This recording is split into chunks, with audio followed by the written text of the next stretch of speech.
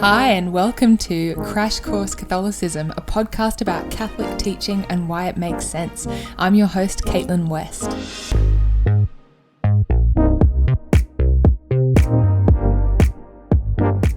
Hey friends, how's it going? I am back after a horrendous flu to talk about social doctrine. Such fun.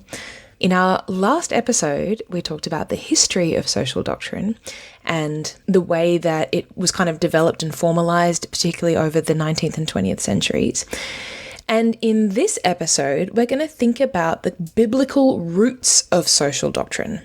Now, why are we thinking about that? Well, because we might hear all about how social doctrine developed in the last, couple of centuries, and kind of get the impression that social doctrine is something that the church sort of invented in recent times as a response to the needs of the times. But in actual fact, even though this teaching was formalized in the 19th and 20th centuries, it actually has deep roots in the Bible and in basic Christian theology. So after the Industrial Revolution, the church began paying much closer attention to kind of social questions around things like workers' rights and social justice and human rights and the economy.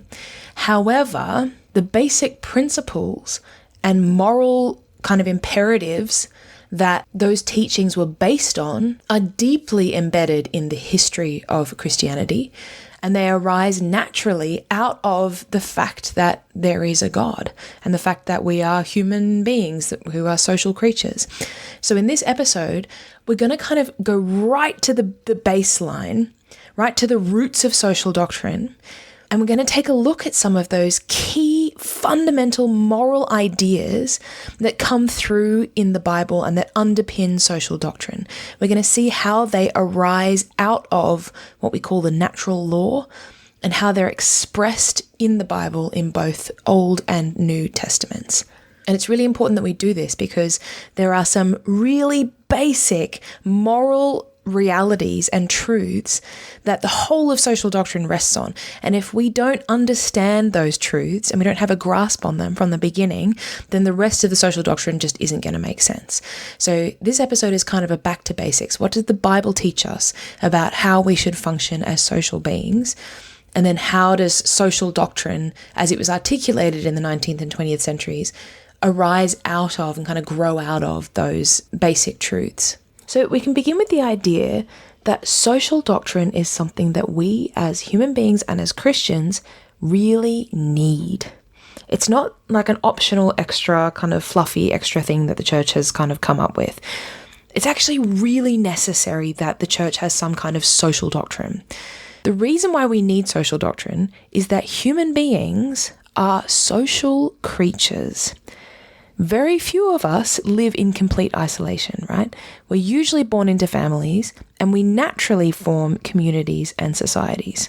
So Pope John Paul II writes in his apostolic letter, Mulieris Dignitatem, he writes that to be human means to be called to interpersonal communion.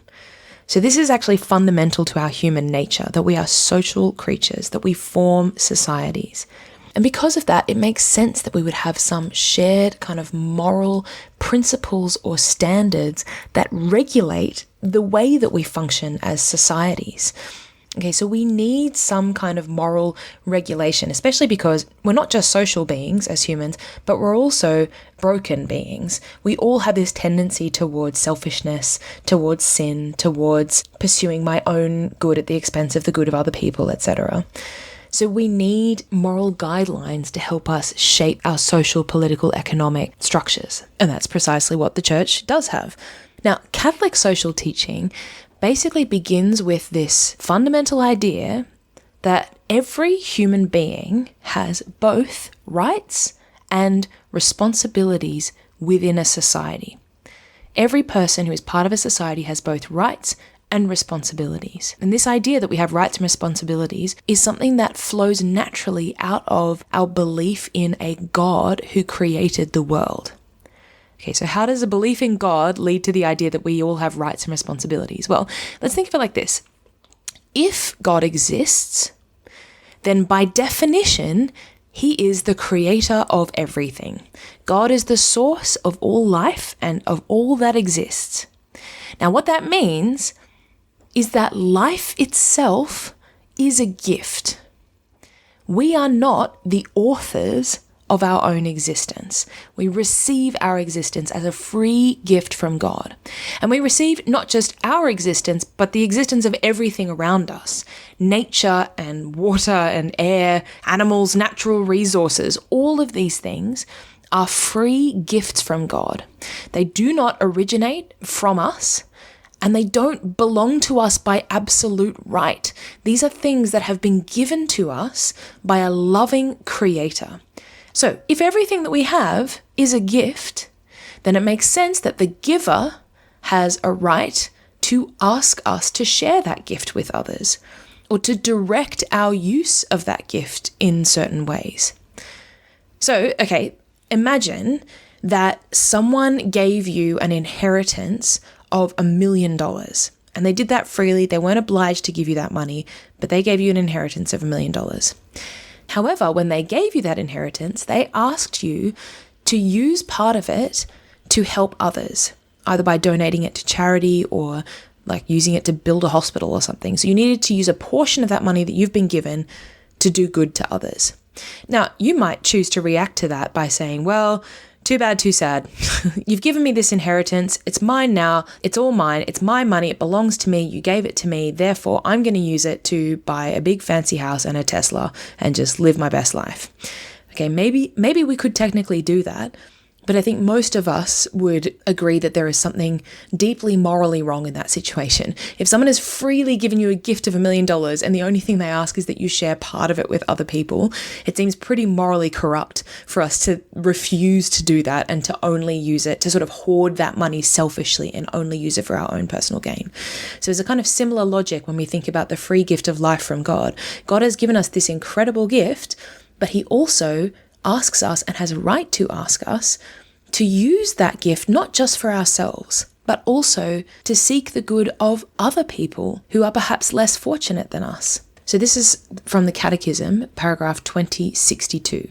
It says, "Moral existence is a response to the Lord's loving initiative. It is the acknowledgement and homage given to God and a worship of thanksgiving. It is cooperation with the plan God pursues in history." So we have all received this incredible gift of life from God, and in gratitude for that gift and in acknowledgement of God's ultimate ownership, we then cooperate with his moral directives concerning how we are to use the created world and how we are to treat other created beings. Now, we've just said that we cooperate with God's moral directives for how we are to use these things. And this is a crucial point, the fact that we do in fact have moral directives from God. Because there could be, a version of this where, say, God created the world and was like, okay, here's the world, boom, done, I've created you, I don't care what you do with it. Use it for your selfish means, use it however you want, do whatever you want with the world and with the natural environment, I don't care, I'm tapping out. But as Christians, that's not what we believe. We don't believe that God is an absent God who kind of created life and then forgot all about us. In fact, it's the exact opposite. We believe that God has given us the earth and our lives and then has asked us to use that gift for the good. Not just for our own good, but for the good of others as well. Now, how do we know this? Well, we know it in a couple of ways. First of all, we know it through our conscience. So point 3 of the compendium of the social doctrine of the Catholic Church says that moral values are written on every human conscience. So in other words, every person kind of instinctively knows or senses that we should do good with our lives. And we call this the natural law. The natural law is like the common sense law. It's that voice in every person's conscience that tells them on that really basic level to do good and avoid evil. So in point 20, the compendium says that evidence of the natural law can be seen in the universal recognition of the golden rule. Whatever you wish that men should do to you, do so to them. In other words, no matter where you go in the world, there is this basic acknowledgement of the fact that you should treat others well. You should treat others the way that you would want to be treated. This is like the basic principle of all human morality, and it's something that's kind of etched on the conscience of every human person. The other way that we know that we have moral obligations is through God's revelation. God has revealed our obligations to us. So throughout human history, God has intervened to instruct and guide his people, telling them how to treat one another and how to treat the rest of creation. And we see a record of that intervention, of course, in the Bible, in the Old and New Testaments, where God teaches his people how to live morally as social beings. So there are a few places where we see these kind of directives. Well, there are many places where we see these directives, but I just want to point to a few because these are the ones that the compendium really kind of dwells on. So one of the clearest places where we find these moral directives from God is in the Ten Commandments. So point 22 of the Compendium of Social Doctrine says that the Ten Commandments contain a privileged expression of the natural law. So in other words, the Ten Commandments express the natural law. So we've said that we all have this natural kind of common sense understanding that we should do good. The Ten Commandments sort of articulate in practical terms what that natural commandment actually looks like in everyday life. So it means that we shouldn't kill people. So to do good to others means we shouldn't kill them. We shouldn't lie to them. We shouldn't steal from them. We shouldn't covet their goods. So the natural law that is in our conscience is expressed and kind of systematized and clarified in the Ten Commandments. The compendium goes on to say that the Ten Commandments teach us the true human. They bring to light the essential duties and therefore indirectly the fundamental rights inherent in the human person.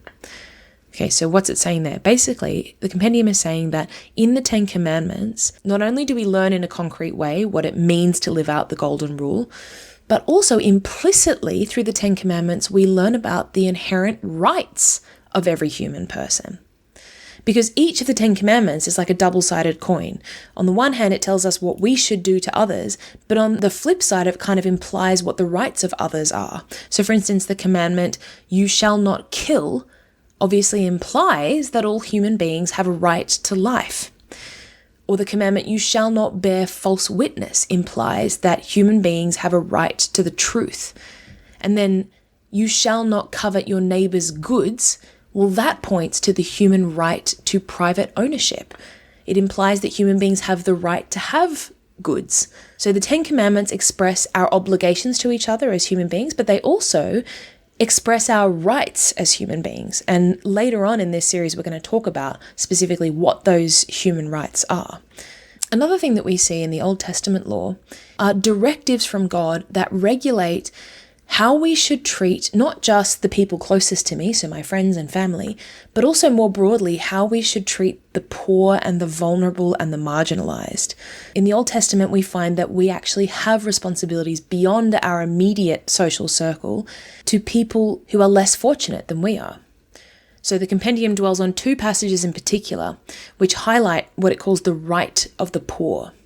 The first passage comes from Deuteronomy chapter 15, and it says, "If there is among you a poor man, one of your brethren, you shall not harden your heart or shut your hand against your poor brother, but you shall open your hand to him and lend him sufficient for his need."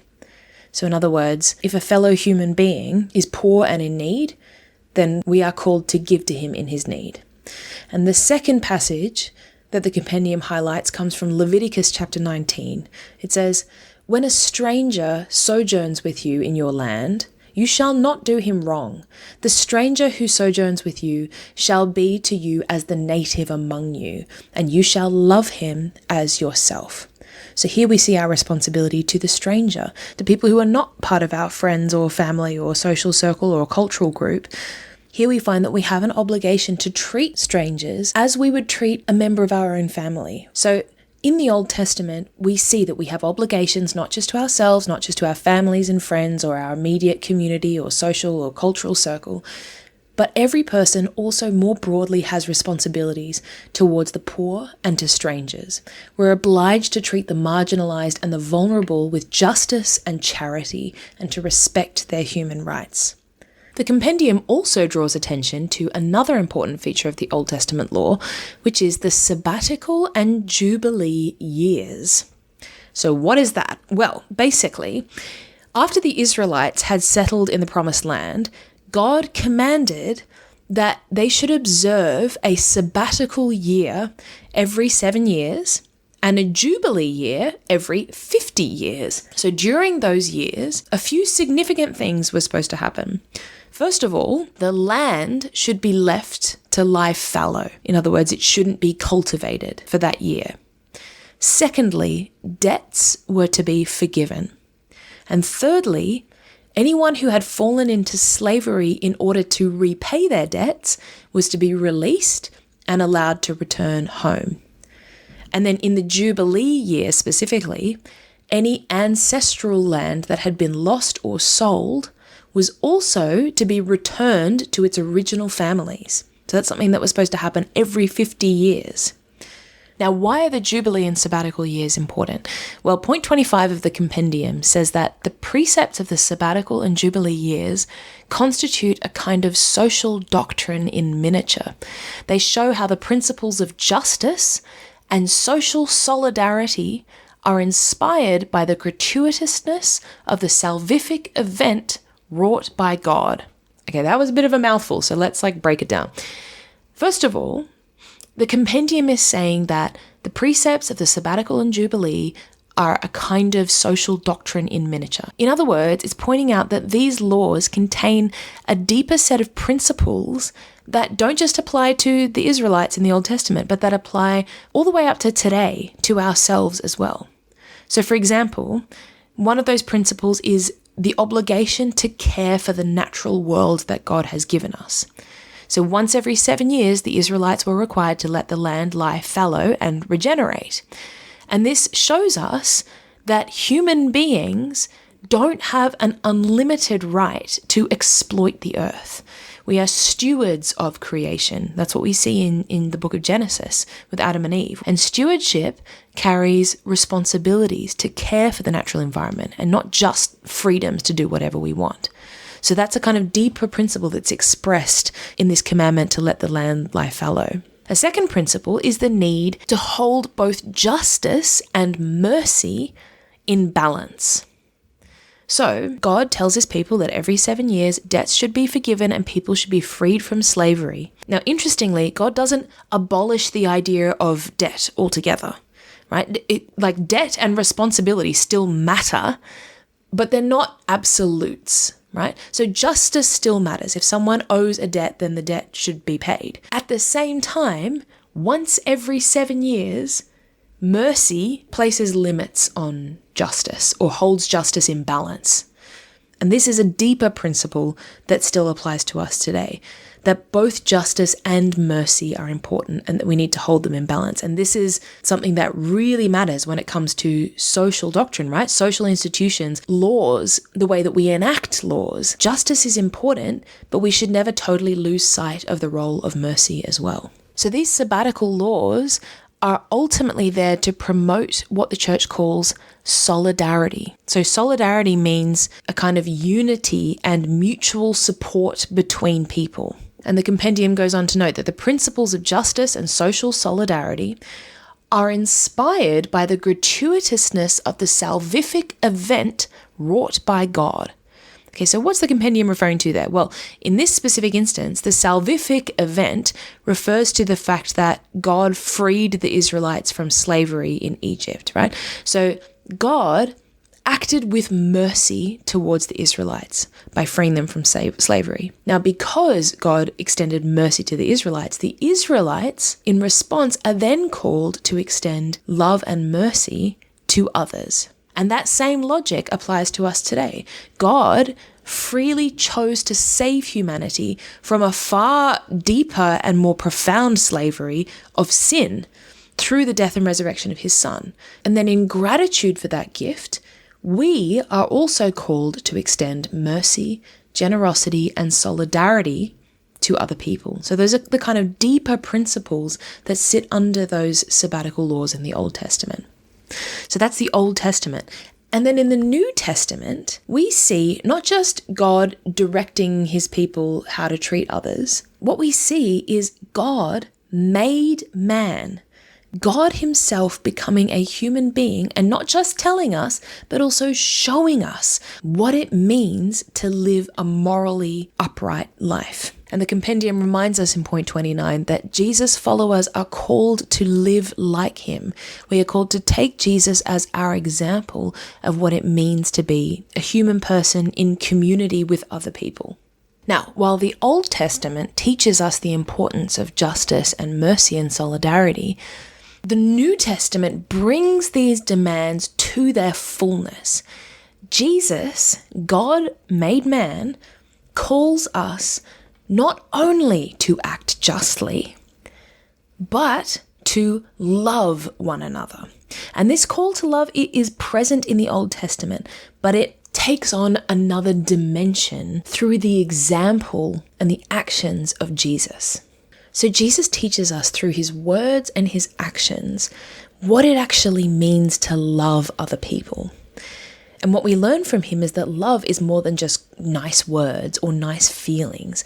Love ultimately means a willingness to sacrifice ourselves for the good of the other. This is what Jesus teaches us in his ultimate act of love, i.e., his death on the cross. As human beings, we are called to love others, and that means we are called to be willing to sacrifice ourselves for them, not necessarily by being crucified or dying for their sake, although in some extreme circumstances that might be required. But it means we need to be willing to make sacrifices for the good of others, whether that's something small like sacrificing some money to give it to charity, or sacrificing some time to help a person who needs it. And this is a calling, again, that applies not just to my personal one-on-one relationships with the people closest to me, but it applies to the broader kind of social, political, economic questions of how a society should run. Now, that's a pretty high call to say that we are all called to love others in that self-sacrificial way, even people that we don't know. However, this is another thing that we learn from Jesus in the New Testament. If we were kind of just drawing on our own human abilities and faculties to love other people in this way, it would be kind of an impossible call. But what we learn from Jesus in the New Testament is that the foundation and the source of that capacity to love others in such a radical way doesn't come from us. It is, just like the gift of life, it is a gift given freely to us by God that we then share with other people. So before we can love others in this kind of radical self-sacrificing way, we first need to experience and receive the love from God. So point 29 of the compendium says that the love that inspires Jesus' ministry among men is the love that he has experienced in his intimate union with the Father. So Jesus teaches us, first of all, that God loves each of us, that he is our Father, and that God gives us that gift of his love freely. We then, having received that love, have the capacity to give that love to others, to share it with others. And this is the greatest, most fundamental commandment that God gives us, that we are called to love God and to love our neighbor as ourself. Jesus also, through teaching us to call God our Father, he teaches us that we are all beloved children of God. Through Jesus' death and resurrection, we as Christians become adopted children of God. We share in his divine life. Now, if we are all children of God, then that means that every other person that I encounter in my life is also someone who is loved radically by God and is a child of God and is therefore in a very real way my brother or sister in Christ. And that means that I'm called to treat others not only with a kind of basic respect for their human dignity, but also with the love that I would owe to a brother or sister. And this reality that we're children of God pushes us beyond mere justice or even mercy. It pushes us towards that radical love. As our Lord says in the Gospel of John, love one another as I have loved you. And how has Jesus loved us? On the cross. And this call to love doesn't apply only to, my own personal relationships with the people I encounter. It also extends more broadly to social relationships within human communities, the ways that we structure our economy, questions of social justice. Love for every human person isn't just like a vague, sentimental idea. It is a practical demand that should guide and be at the heart of all of our broader social and political decisions. So point 33 of the compendium says, the commandment of mutual love must inspire, purify, and elevate all human relationships in society and in politics. So this is not just a personal call. The call to love has a social dimension. We're called to seek the good of every human person through the way that we shape our institutions, our structures, our societies, to serve what the church calls the common good. Now, this love that God extends to us and then calls us to extend to others is not only a self-sacrificial love, it's also a love that seeks unity rather than division. And this is another thing that we learn from the example of Jesus. So in John chapter 17, Jesus prays to the Father that they may all be one as we are one. So what's he saying there? Well, basically, in God himself, we find three distinct persons, Father, Son, and Holy Spirit, who are perfectly united in love as one being, God. And this is the love that is shared with us and that we are called to share with others. It's a love that seeks unity. And this is especially important for us today in a world that is so deeply divided. To be a Christian means to love others in a way that seeks unity. And this is a demand that is placed on us at all times. And that doesn't mean that we always have to agree about absolutely everything or that we all have to be exactly the same as one another. We can have real, legitimate differences in the way that we do things, in the opinions that we have, but we are still called to remain united in mutual love and charity and to genuinely seek the good of every person we encounter, including those with whom we disagree. And again, this call to unity has implications that go beyond our personal relationships. Governments, institutions, public figures, all have a responsibility to promote unity rather than division in social life. So our current Pope, Pope Leo XIV, his motto is in illo uno unum, which is Latin for in the one, we are one. So I think that's really significant that our current Pope has foregrounded that need for unity. It is such a deep need that is often not met in the world that we're in today. And as Christians, we have such an important role in encouraging and fostering unity. And all of this stuff, all of these kind of moral imperatives, they are all oriented towards not just human, material, natural flourishing, but also, and most importantly, spiritual flourishing that will allow us to be happy forever in heaven with God. So point 38 of the compendium explains salvation offered in its fullness to men concerns the human person in all his dimensions, personal and social, spiritual and corporeal, historical and transcendent. So in other words, what the compendium is saying here is that we as human beings are whole beings, body and soul, and everything that we do involves the entire person. The human choices that I make, and more broadly, the ways that we set up and run societies, have a role in either nurturing or distorting the state of our soul and our capacity to reach the transcendent. So the choices that I make in the social and political sphere are not separate from my spiritual well-being. They're actually linked to my spiritual well-being. As well as that, the kind of social conditions that we create affect the capacity for other people to know and seek God. Because if another person is living under like a repressive regime that forbids worship, or they're enduring degrading working conditions, or they're experiencing starvation, or they're living through a war, all of these social conditions will limit their ability to pursue the transcendent. So while politics and social life are distinct from religion and they have their own legitimate autonomy, they also do intersect with our spiritual lives. The way that we act and live as social beings directly impacts our relationship with God. And ultimately, this is what Catholic social doctrine is about. The commandments to love God, to love others, to care for creation. They're not just guidelines for civic order or peaceful societies. They're oriented towards the eternal. The more that we build societies that are founded on justice, on mercy, on love, the more that we shape a world that draws every person closer to God and heaven.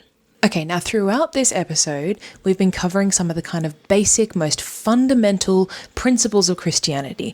The commandment to love, to seek unity and justice and mercy. Now, why have we done that? Well, for a couple of reasons. First of all, because these are the principles, they're like the cornerstones, the foundations. These are the principles on which the whole of the Church's social doctrine is built. Secondly, as a reminder that social doctrine isn't a kind of optional add-on extra thing that the Church has come up with more recently. Social doctrine is merely another way of expressing and applying the exact same basic fundamental gospel truths that each of us tries to apply in our own individual lives. The Church has taken those basic truths and commandments that we find in the Bible and has just applied them to broader political, economic, social situations in her social doctrine. And we'll notice this as we go through the key principles of social doctrine, that essentially they're all expressions of these deeper ideas that we are called to love and justice and mercy and charity and unity and solidarity. Okay, cool. So now that we've covered those basic principles and truths, in our next episode, we're going to start with one of the key aspects of church social teaching, which is the idea of the inherent dignity of the human person. Awesome. I can't wait for that. Well, in the meantime, I hope that you have a fantastic fortnight. I can't wait to talk to you again soon. Bye.